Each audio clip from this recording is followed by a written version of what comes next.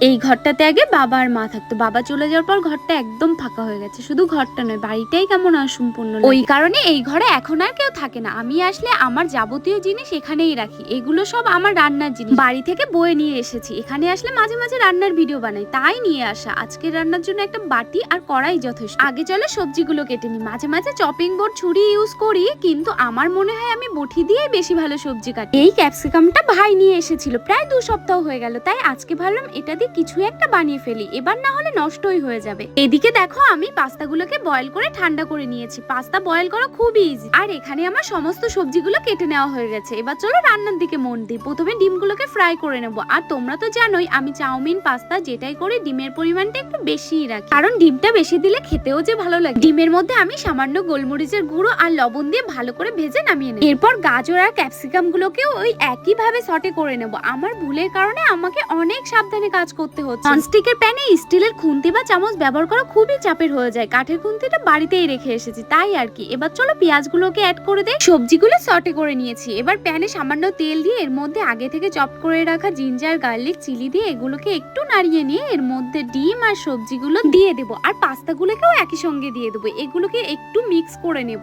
এরপর এর মধ্যে গোলমরিচের গুঁড়ো, লবণ আর টমেটো কেচাপ দিয়ে দেবো। এবার ভালো করে সমস্ত কিছুকে মিক্স করে নিলেই রেডি। আর একটা কথা, যদি বাড়িতে ধনেপাতা থাকে তাহলে একদম দিতে ভুলো না। চলো পাস্তা কিন্তু আমার রেডি। দেখতে কিন্তু দারুণ হয়েছে। দেখো এই রেসিপিটা কিন্তু আমি একদমই সিম্পল রেখেছি। তোমরা চাইলে পাস্তা সস, চিলি, সয়া এগুলো সমস্ত ইউজ করতে পারো। আর আজকে একটু অন্যরকম করলাম। এটা লাইট হলেও এটার টেস্ট অনেক ভালো। তোমরা একদিন এইভাবে ট্রাই করে দেখো, আশা করি তোমাদেরও অনেক ভালো লাগবে।